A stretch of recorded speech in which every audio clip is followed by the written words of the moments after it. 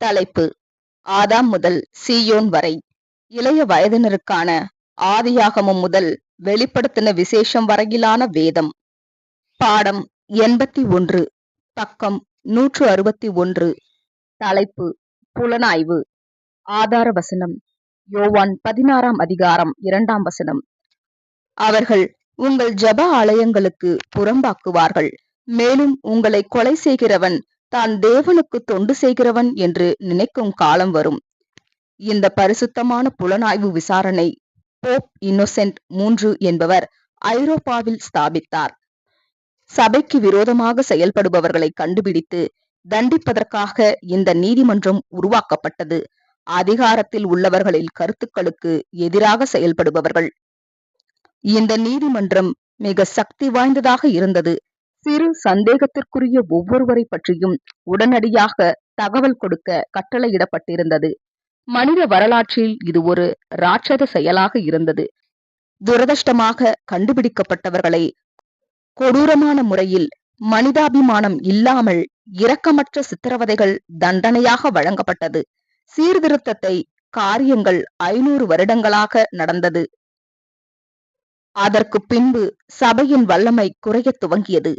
சத்தியத்திற்கு முரண்பாடான தவறுகள் கற்றுக் கொடுக்கப்படுகின்றது என்று அநேக வல்லுநர்களும் வேதாந்திரிகளும் உணர்ந்து அவர்களுக்கு எதிராக பேசினார்கள். இப்படி செயல்படுவது நிமித்தம் கொல்லப்பட்டாலும் அவர்களின் சிந்தனைகளை மக்களிடம் அறிவித்து சீர்திருத்தத்தை ஏற்படுத்தினார்கள். கத்தோலிக்கர்களும் புராட்டஸ்டன்ட்களும் சபையின் புலனாய்வு விசாரணை அசுத்தம் என்று உணர்ந்தார்கள். அக்காலத்தில் அறியாமையிலும் மூட நம்பிக்கையிலும் மக்கள் மூழ்கி கிடந்தார்கள் என்பதை நாம் நினைவில் கொள்ள வேண்டும். ஆனால் அச்சு இயந்திரங்கள் கண்டுபிடிப்புகளினால் அநேக மக்கள் படிக்கும் வாய்ப்பை பெற்றார்கள்.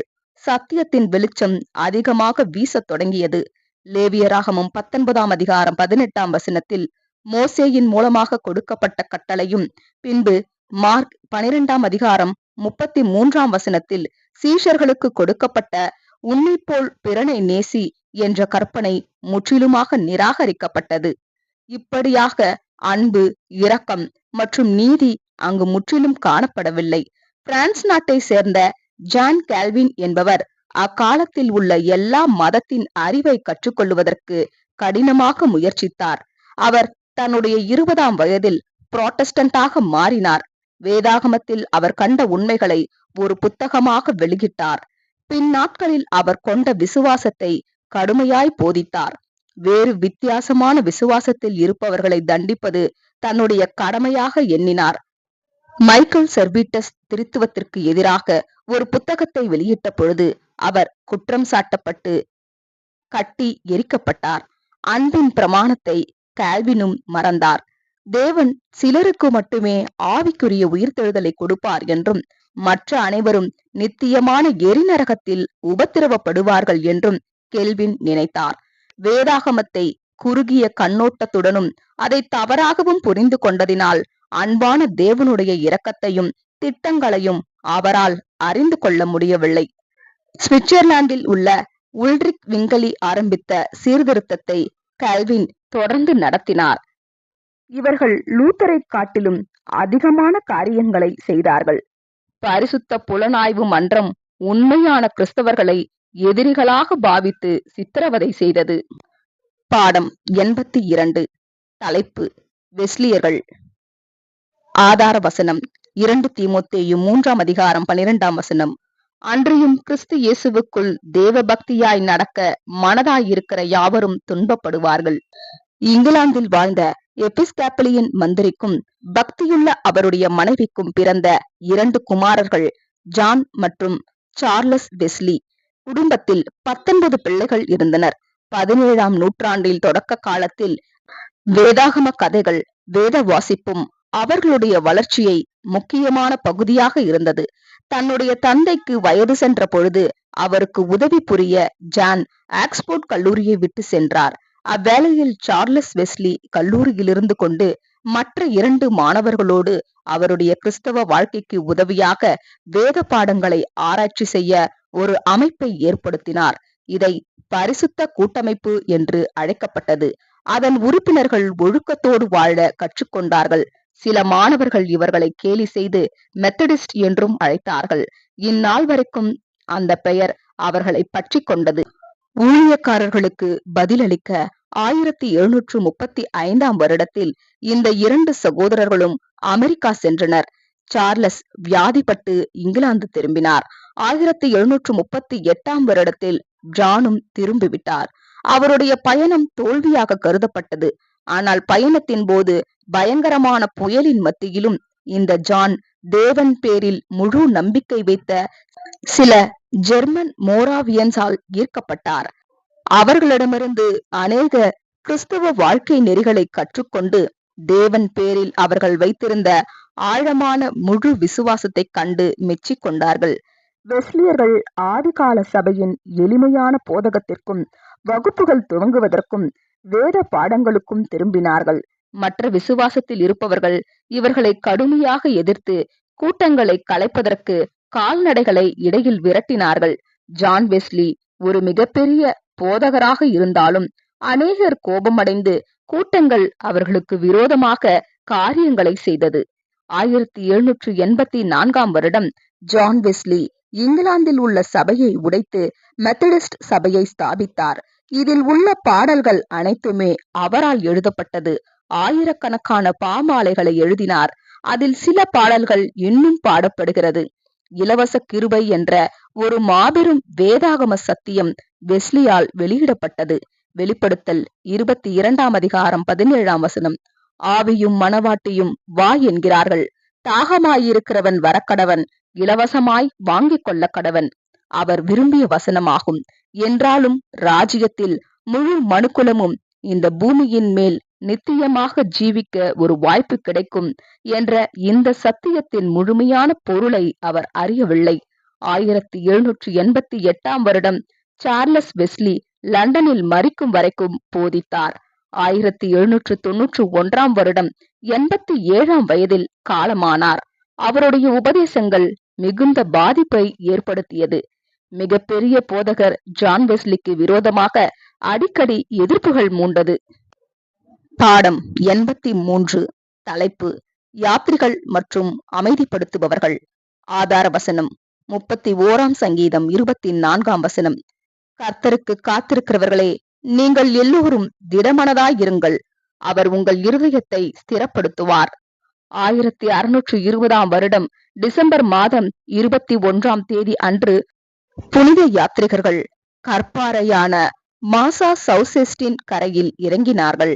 இந்த புதிய உலகில் பாதுகாப்பாக அடியெடுத்து வைத்ததற்காக தேவனை ஸ்தோத்தரித்தார்கள். இவர்கள் இங்கிலாந்து சபையிலிருந்து பிரிந்த பக்தியுள்ள ஜனங்களாயிருந்தார்கள். தங்களுடைய சபை மற்றும் தாய்நாட்டை விட்டு வெளியேறுவதற்கு அதிகமான தைரியம் தேவைப்பட்டது. 9 வருடங்களுக்கு பிறகு மாசாசௌசெட்டில் புருடியன்ஸால் காணிகள் நிறுவப்பட்டது. இவர்களும் கூட பக்தியுள்ள வாழ்க்கை வாழ்ந்து வந்தார்கள். இங்கிலாந்தில் இருந்தவர்களுக்கு எந்தவிதமான மத சுயாதீனங்களும் கொடுக்கப்படாததினால் அவர்கள் நாட்டை விட்டு வெளியேறினார்கள். சில வருடங்களுக்கு பின் ஜார்ஜ் பாக்ஸ் என்ற ஒரு பக்தியுள்ள இளைஞன் வேதாகமத்தை விசுவாசித்தார். உலகளவில் உள்ள அநேக சபைகளின் நிமித்தம் அவர் வருத்தமடைந்த காரணத்தினால் குவாரிசம் என்ற இயக்கத்தை நிறுவினார். 1640 துவங்கி அவர் போதித்தார். அங்கிருந்த அநேக குழுக்கள் போர் புரிவதை எதிர்த்தார்கள். எனவே அவர்கள் போர் புரியவில்லை. இவர்கள் அமிஷ், மெனோனைட், குவாக்கர், அதாவது நண்பர்களின் கூட்டமைப்பு என்று பொதுவாக அழைக்கப்பட்டார்கள். இவர்களின் மத்தியில் காணப்பட்டார்கள். அநேகர் இராணுவத்திற்கு எதிராக இருந்ததினால் ஐரோப்பாவை விட்டு சென்றார்கள். ஒவ்வொரு சபையும் தன்னில் தான் முழுமை பெறாததினால் எந்த சபையும் மற்ற சபைகளை பற்றி எதுவும் சொல்லக்கூடாது என்று நம்பினார்கள். அன்பிலிருந்து அன்பு பிறக்கும் என்ற கோட்பாட்டின் அடிப்படையில் நண்பர்கள் மத வாழ்க்கை வாழ்ந்து கொண்டிருந்தார்கள். இவர்கள் எளிமையுள்ள தெய்வீக வழிநடத்துதலில் உறுதியான விசுவாசம் கொண்டவர்களாய் இருந்தார்கள். இவர்கள் பேசும் பொழுது மட்டும் அல்ல, தங்களுடைய அன்றாட வாழ்க்கையிலும் அதை அபியாசப்படுத்தினார்கள். யுத்தங்கள் மற்றும் இயற்கை சீற்றங்களின் மீட்பு பணிகளை தொடர்ந்து செய்ததினால் இவர்கள் மிகவும் பிரபலமானார்கள். காணிகள் அமைக்கப்பட்ட நாட்களில் இந்த மத அமைப்பு மட்டுமே அடிமைத்தனத்தை எதிர்த்து நின்றார்கள். கொடூரமான சித்திரவதைகளின் மத்தியிலும் இவர்களின் எண்ணிக்கைகள் அதிகரித்தது. 1634 வருடத்தில் அமெரிக்காவில் 60 குவாக்கர்கள் இருந்தார்கள்.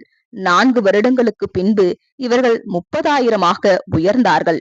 2 கொரிந்தியர் 10:4 எங்களுடைய போராயுதங்கள் மாம்சத்திற்கேற்றவைகளாய் இராமல் அரண்களை நிர்மூலமாக்குகிறதற்கு தேவ பலமுள்ளவைகளாய் இருக்கிறது என்ற பவுலின் வார்த்தைகளை அடிப்படையாக கொண்டு யுத்தத்தின் போது வேதமானவர்கள் ஆயுதம் எடுத்து செல்லுவது தடுக்கப்படுகிறது.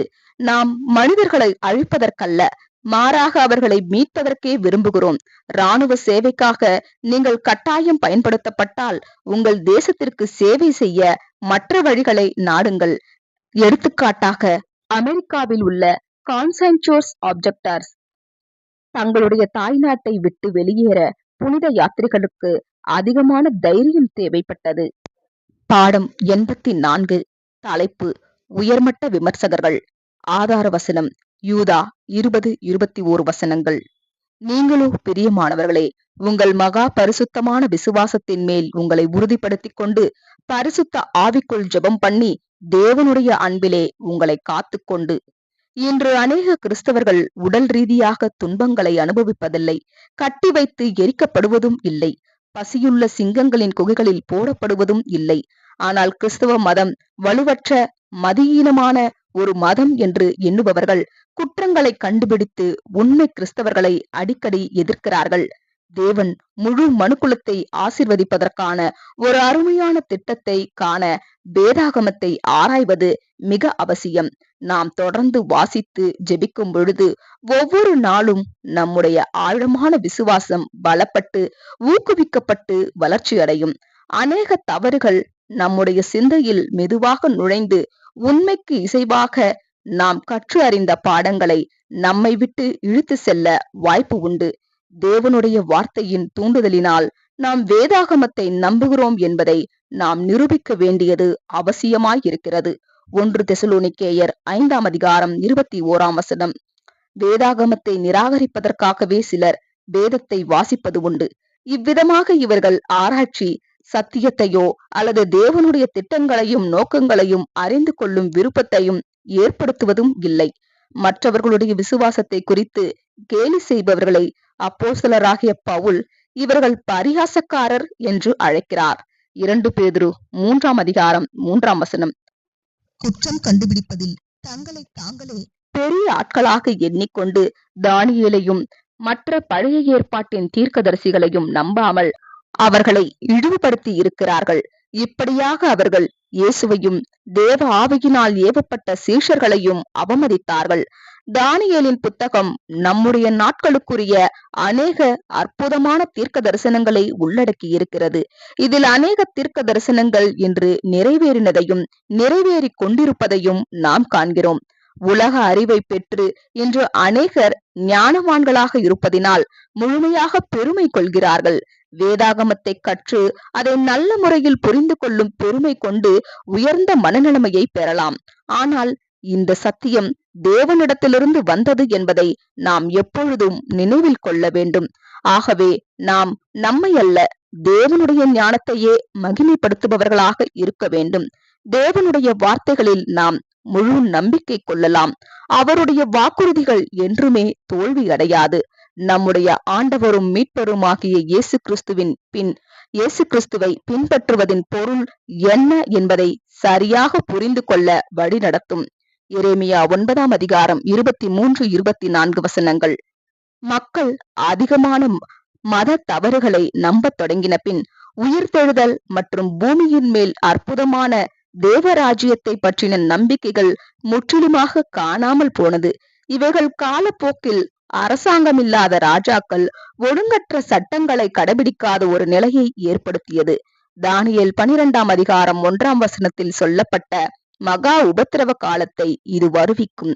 குறித்த காலத்தில் உபத்திரவ காலம் கிறிஸ்துவின் ராஜ்யம் பூமியின் மேல் ஸ்தாபிக்கப்படுவதற்கு வழிவகுக்கும்.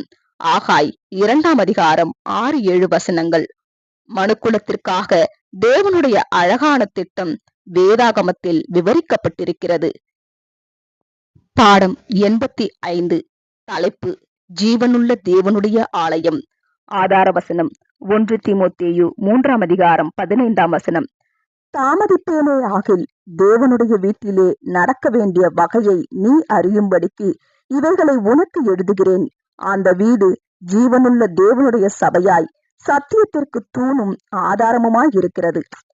இப்படிப்பட்ட யுகங்களின் காலப்பகுதிகளில் அநேக சபைகள் ஸ்தாபிக்கப்பட்டு அநேக மத தலைவர்கள் மக்களை அநேக விதங்களில் பாதிப்பை ஏற்படுத்தினார்கள். கிபி 330 துவக்கத்தில் ரோம கத்தோலிக்க மக்களுக்கும் கிழக்கு கிரேக்க பழமை வாய்ந்த சபைகளுக்கும் போட்டியாகவே இருந்தது. கடைசியாக கிபி 869 வருடத்தில் இவர்களுக்குள் பிளவு ஏற்பட்டது.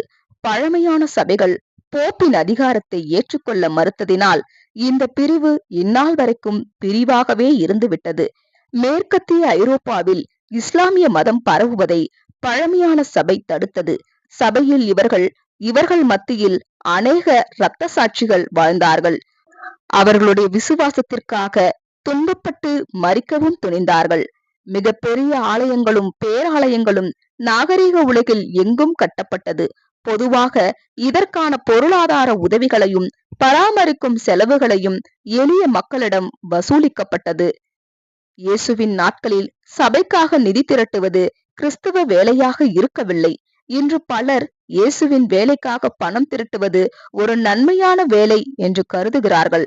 கிறிஸ்துவின் சபையை கட்டுவது என்றால் கட்டிடங்களை அல்ல, மாறாக நம்மை நாம் மகா பரிசுத்தமான விசுவாசத்தில் கட்டுவதே உண்மையாக சபையின் வேலை கொடுத்திருக்கிறார்கள். யூதா 20 தேவனுடைய ஜனங்கள் ஜீவ கற்களை போல் இருக்கிறார்கள். ஆவிக்குரிய ஆலயத்திற்கு ஏற்றவாறு அவர்களின் அனுபவங்களின் மூலம் வடிவமைக்கப்பட்டு பட்டை தீட்டப்படுகிறார்கள். ஆலயம் என்பது செங்கலால் கட்டப்பட்ட சபை அல்ல, மாறாக சுவிசேஷ யுகத்தில் சத்தியத்தின் பணிக்காக இயேசுவை பின்பற்றக்கூடியவர்களை கொண்டு கட்டப்படுவதாகும். இவர்கள் வாய்ப்பு கிடைக்கும் போது அனைவருக்காகவும் நன்மை செய்யக்கூடியவர்களாக இருப்பார்கள். கலாத்தியர் 6:10. சகோதர ஐக்கியம் அவசியமானது. எபிரேயர் 10:25. இயேசுவை பின்பற்றுபவர்கள் ஒன்று கூடி பாடி ஜெபித்து தேவனை புகழ்வது தேவனுடைய வார்த்தையாகிய வெளிச்சத்தில் நம்மை என்றுமே நிலைநிறுத்தி அந்த வெளிச்சத்தை மற்றவர்களுக்கு பிரகாசிக்க செய்யும். இதை நாம் சபை கட்டிடத்தில் மட்டும் அல்ல, எங்கு வேண்டுமானாலும் செய்யலாம். ஒரே விசுவாசத்தில் இருப்பவர்களை சந்திக்க வாய்ப்பு கிடைக்காத சிலர் அதிகமாக படித்து ஆராய்ச்சி செய்து ஞானத்திலும் சத்தியத்தை அறிகிற அறிவிலும் தேவனுடைய திட்டங்களை அறிந்து கொள்வதிலும் விருத்தி அடைந்திருக்கிறார்கள். ஆகவே இயேசுவை பின்பற்ற விரும்புகிறவர்களுக்கு தேவனுடைய ஆலயத்தில் ஜீவனுள்ள கற்களாக கட்டப்படுவதற்கு தேவையான சகலத்தையும் தேவன் கொடுக்கிறார். ஏழை மக்களிடம் நிதி வசூலித்து மிகப்பெரிய பேராலயங்கள் கட்டப்பட்டது. பாடம் 86. தலைப்பு: மேற்கு நோக்கி நகர்ந்த கிறிஸ்தவம். ஆதார வசனம்: எபேசியர் 4:13. பரிசுத்தவான்கள் சீர்பொருந்தும் பொருட்டு சிலரை அப்போஸ்தலராகவும் சிலரை தீர்க்கதரிசிகளாகவும் சிலரை சுவிசேஷகராகவும் சிலரை மேய்ப்பராகவும் போதகராகவும் ஏற்படுத்தினேன். 1800 ஆண்டின் துவக்கத்தில் அமெரிக்காவில் உள்ள அநேக சபைகளில் பெருமளவு பாதிப்பை ஏற்படுத்தியது. இதன் விளைவால் மேற்கத்திய இயக்கம், புதிய இடம் மாறுதல், உள்நாட்டு சண்டைகள் போன்றவைகள் ஏற்பட்டது. ஸ்தாபிக்கப்பட்ட சபைகளை விட்டு வெளியேறி வேறு புதிய சபைகளை ஏற்படுத்தியதால் அநேக பிரிவுகள் உண்டானது. அநேக மிஷனரி அமைப்புகள் ஸ்தாபிக்கப்பட்டு அவைகளில் பல ஒன்றோடொன்று இசைவாகியும் இருந்தது. 1816 வருஷத்தில் அமெரிக்க வேதாகம சங்கம் துவங்கப்பட்டு எளிதில் சென்றடையாத இடங்களுக்கும் வேதாகமங்கள் விநியோகிக்கப்பட்டது. 1786 வருடம் பிள்ளைகளுக்குரிய மத கோட்பாடுகளை பற்றிய யோசனை மெத்தடிஸ்டால் அமெரிக்காவிற்கு கொண்டு வரப்பட்டது. 1816 வருடத்தில், அதாவது 30 வருடங்களுக்கு பின், நாட்டின் ஒவ்வொரு பகுதிகளிலும் ஞாயிறு பள்ளிகள் காணப்பட்டது. மேற்கத்திய குடிகள் நிலையாக அமர்ந்த பின் அநேக மத தலைவர்கள் அங்கு தேவைப்பட்டார்கள். அநேக மத பிரிவும் மத அறிவுக்காக பள்ளிகளை ஸ்தாபித்தார்கள். பிற்காலத்தில் ஊழியர்களும் குருக்களும் அதில் பயிற்சி பெற்றனர்.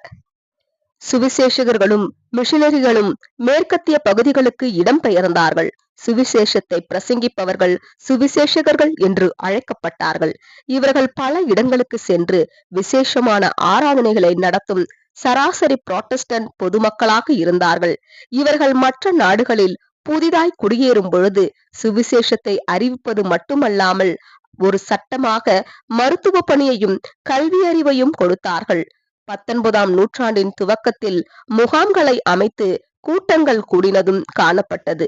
பிற்காலத்தில் அமெரிக்க சுவிசேஷ பணியில் இது ஒரு பழக்கமானது. மேற்கத்திய நாடுகளின் ஒவ்வொரு பகுதிகளிலும் இவைகள் ஏற்படுத்தப்பட்டது. ஐரோப்பாவிலிருந்தும் மற்ற நாடுகளிலிருந்தும் மேற்கு நோக்கி அநேகர் சென்றதால் பல புதிய மத பிரிவுகள் வேகமாக தொடர்ந்து உருவானது. இவர்களில் சிலரை மார்மோன்ஸ், பின்பு புனிதர்கள் என்று அழைக்கப்பட்டார்கள். மார்மோன்ஸ் ஆவர். அதற்கு பின் அட்வென்டிஸ்ட் கிறிஸ்துவ விஞ்ஞானிகள், அதற்கு பின்பு யெகோவாவின் சாட்சிகள், டுவைட் மூடி என்ற சுவிசேஷகர்கள், மனித உரிமைக்காக போராடும் படை வீரர்கள் மத்தியில் கிறிஸ்துவ பணியை செய்து வந்தார். தெற்கிலும் வடக்கிலும் உள்ள அநேக சபைகள் அடிமையிலிருந்து விடுதலை பெற்ற கருப்பர்கள் மேல் இரக்கம் காட்டி அவர்களுக்கு மத கோட்பாடுகளை கற்றுத்தரும் பள்ளிகளை அமைத்தனர்.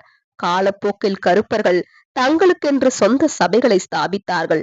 இந்த பாடத்தின் துவக்கத்தில் உள்ள வார்த்தைகளை மேற்கூறியவைகள் நிரூபித்து நிறைவு செய்கிறது. மேலும் தேவனுடைய வார்த்தைகள் ஜனங்களிடம் வந்து சேர்ந்ததற்கான சில எடுத்துக்காட்டுகளாகவும் அமைகிறது. மிஷனரிகள் புதிதாய் குடியேறின நாடுகளிலும் அந்நிய தேசங்களிலும் சுவிசேஷத்தை பிரசங்கித்தார்கள். பாடம் 87. தலைப்பு: அநேகர் இங்கும் அங்கும் ஓடுவார்கள். ஆதார வசனம்: தானியேல் 12ஆம் அதிகாரம் 4ஆம் வசனம். தானியேலாகிய நீயோ வென்றால் முடிவு காலம் மட்டும் இந்த வார்த்தைகளை புதைபொருளாக வைத்து வைத்து இந்த புஸ்தகத்தை முத்திரை போடு. அப்பொழுது அநேகர் இங்கும் அங்கும் ஓடி ஆராய்வார்கள், அறிவும் பெருகிப்போம் என்றான்.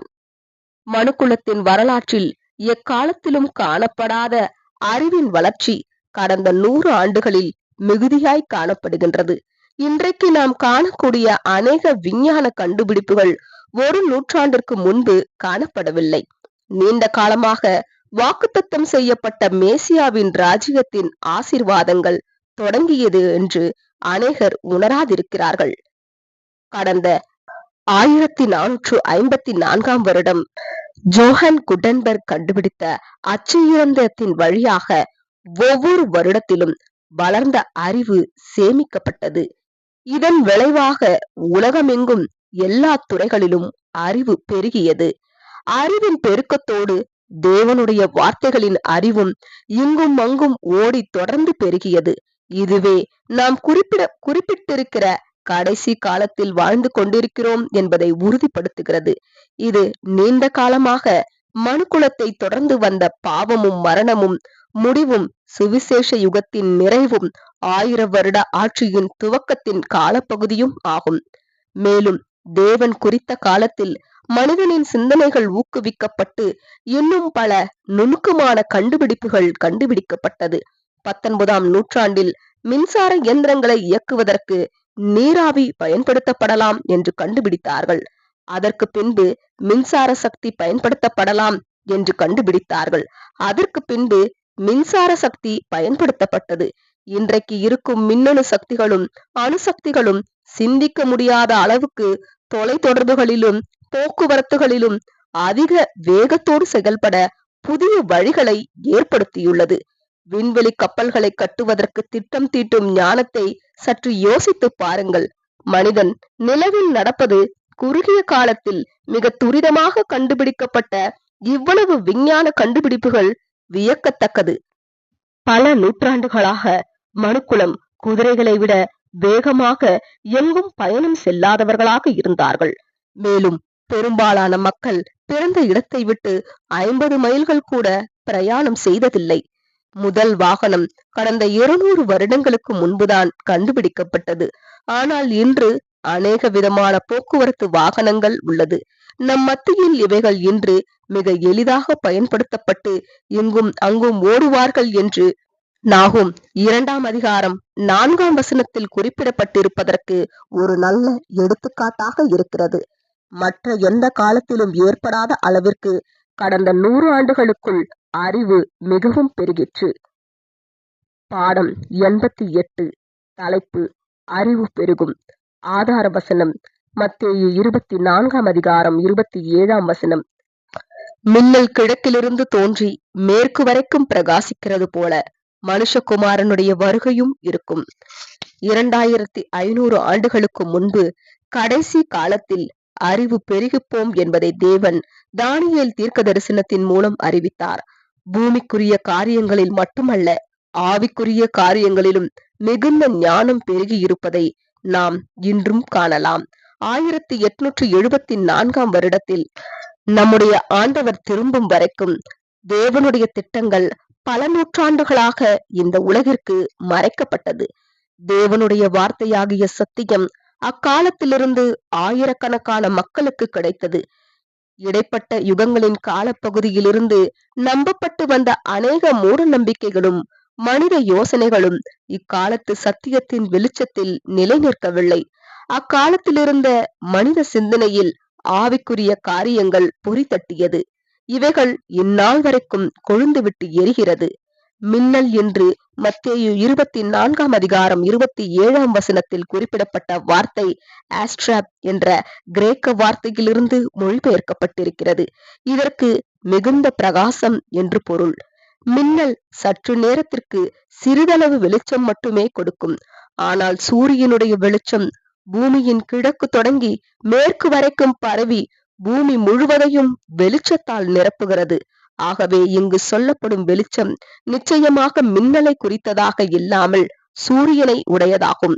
இப்படியே நம்முடைய ஆண்டவராகிய இயேசுவும் மறைந்திருக்கும் சகலத்தையும் வெளிச்சத்திற்கு கொண்டு வந்து எல்லா பாடங்களிலும் உள்ள சத்தியத்தை வெளிப்படுத்துவார். இன்றைக்கு இருக்கக்கூடிய தொலைக்காட்சி, கம்ப்யூட்டர்கள், விமானங்கள், விண்வெளி கப்பல்கள் உள்ள காலத்தில் பிறக்கும் குழந்தைகளுக்கு தங்களுடைய தாத்தா பாட்டியின் பழமையான காலத்தை உணர்வதற்கு வாய்ப்புகள் இல்லை. ஆகையால் சென்ற காலத்தில் நடந்தவைகளை நாம் எண்ணி பார்க்கும் போது நாம் அறிவு பெருத்த காலத்திலும் முடிவின் காலத்திலும் இருக்கிறோம் என்பதை உறுதிப்படுத்திக் கொள்ளலாம். இந்த தீமையான காலத்தின் முடிவில் இந்த உலகத்தை தொழிற்சாலைகள் மட்டுமல்ல, இயற்கையும் அநேக விதமான மாற்றங்களை ஏற்படுத்தி இந்நாள் வரைக்கும் ஒருபோதும் பயன்படாத நிலங்களையும் கூட வருங்காலத்தில் பயனுள்ளதாக மாற்ற ஆயத்தப்படுத்தி இருக்கிறது. இன்றைக்கு ஏற்படக்கூடிய பூகம்பங்களும் வெள்ளங்களும் புயல்களும் இந்த மாற்றங்களை ஊக்கப்படுத்துகிறது. குறித்த காலத்தில் சாபங்கள் நீக்கப்பட்டு தேவனுடைய ஆசீர்வாதங்கள் ஒவ்வொருவருக்கும் வந்து சேரும். ஏசாயா 35 45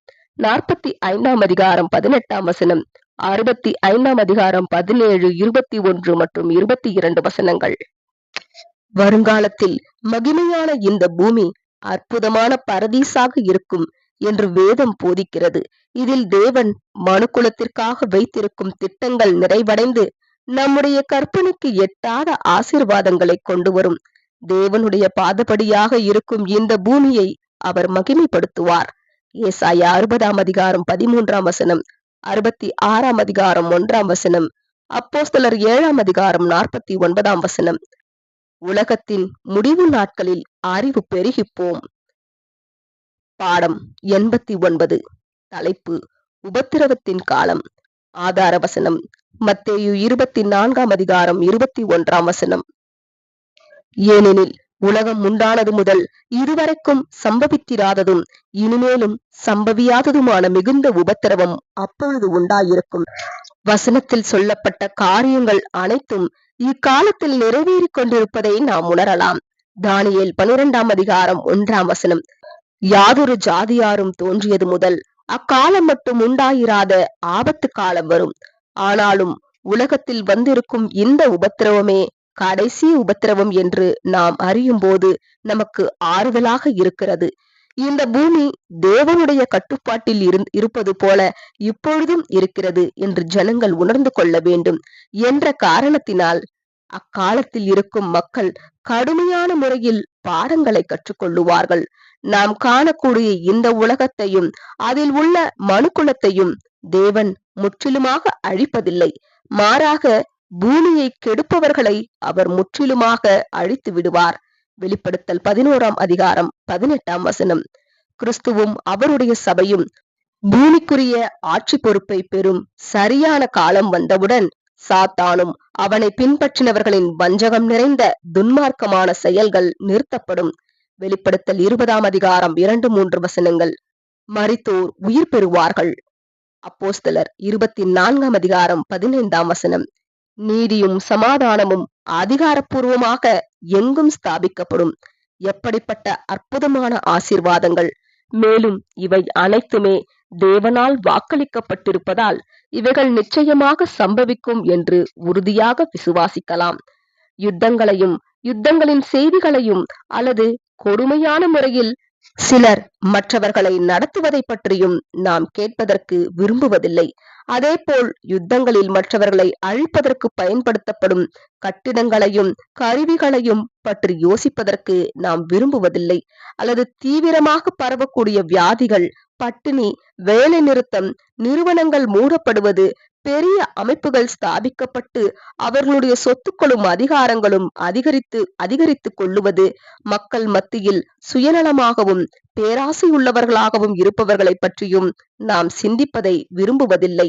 இவை அனைத்து காரியங்களும் வரக்கூடிய காலத்தில் சீர்பொருத்தப்பட்டு முழு மனுக்குலமும் சமாதானத்தில் ஒற்றுமையாக குடியிருப்பார்கள். மத சம்பந்தப்பட்ட அமைப்புகளும் அநேக அனுபவங்களை பெற்று ஒன்று கூடி சமாதானத்தோடு செயல்படுவார்கள். பூமியில் உள்ள அனைத்து துறைகளிலும் காணப்படுகிற ஒழுக்கக்கேடான காரியங்களை அனார்கி என்று ஆங்கிலத்தில் அழைக்கப்படும் முழுமையான துன்மார்க்கமும் ஒழுக்கக்கேடும் சட்டத்திற்கு புறம்பான காரியங்களும் இந்த காரியங்கள் பூமியில் இந்நாள் வரைக்கும் ஏற்படாத மகா உபத்திரவத்தின் காலம் வருவதற்கு காரணம் ஆகிவிடும். இப்படிப்பட்ட ஒரு காலத்தை எதிர்பார்க்காமல் இருந்தாலும் இனி வரக்கூடிய மேன்மையான ஒரு காலத்தை எதிர்பார்த்து மகிழ்ச்சி அடைகிறோம். இந்த பூமியில் எந்த மக்களும் இதுவரைக்கும் அனுபவித்திராத சந்தோஷத்தை அனைவரும் அனுபவிக்க இருக்கிறார்கள். இப்பொழுது நடைபெறும் இந்த உபத்திரவ காலமே பூமியில் உள்ள மக்களுக்கு கடைசி உபத்திரவ காலமாக இருக்கும். பாடம் 90. தலைப்பு: வெற்றி வாகை சூடிய போர் வீர சபை. ஆதார வசனம்: வெளிப்படுத்தல் 2ஆம் அதிகாரம் 27, 2ஆம் சங்கீதம் 9ஆம் வசனம்.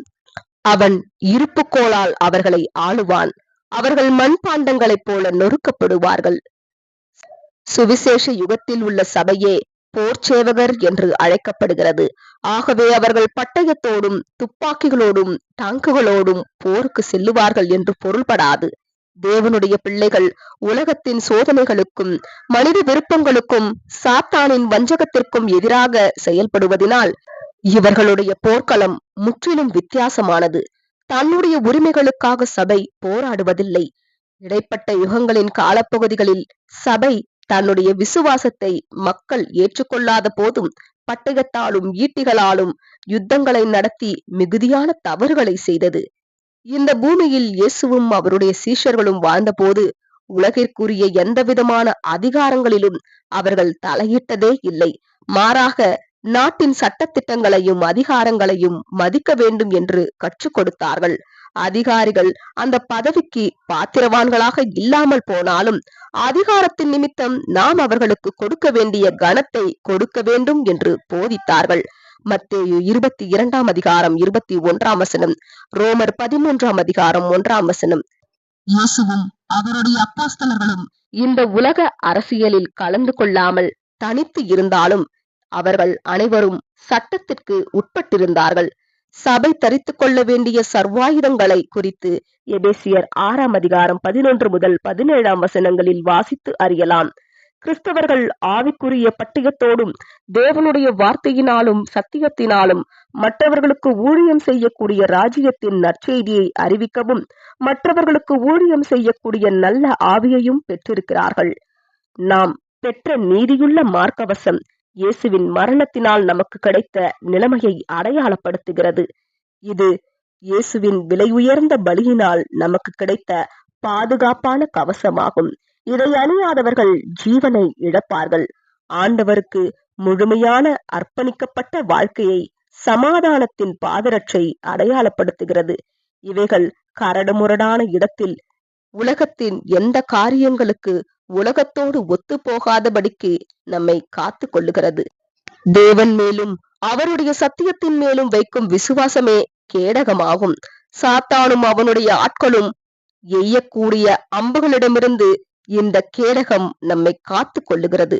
நாம் அணியக்கூடிய தலைச்சீரா ஞானத்தையும் இரட்சிப்புக்குரிய நம்பிக்கையையும் அடையாளப்படுத்துகிறது. நாம் நம்முடைய சிந்தையில் பெற்றிருக்கும் சத்தியத்தின் அறிவை சாத்தான் தன் வல்லமையை கொண்டு அழிக்காதபடிக்கு இதை நாம் எப்பொழுதும் அணிய வேண்டும். நாம் எடுத்து செல்லும் ஆவியின் பட்டயம் அசத்தியமான போதனைகளை நம்மை மேற்கொள்ளாதபடிக்கு அவைகளை எதிர்த்து நிற்க பயன்படுகிறது. தேவனுடைய வார்த்தைகளை மிக எச்சரிப்போடு தொடர்ச்சியாக ஆராய்ந்து அறிந்து கொண்டு சத்தியத்தை காத்து கொண்டால் இந்த ஆவியின் பட்டயத்தை நாம் சொந்தமாக்கிக் கொள்ளலாம். தேவனுடைய பிள்ளைகள் பட்டயம், துப்பாக்கி, டாங்குகளை கொண்டு போர் புரிவதில்லை. ஆமேன். இதனை தொடர்ந்து வரும் 91வது பாடம் முதல் அடுத்த பாகத்தில் காணலாம். ஆமேன்.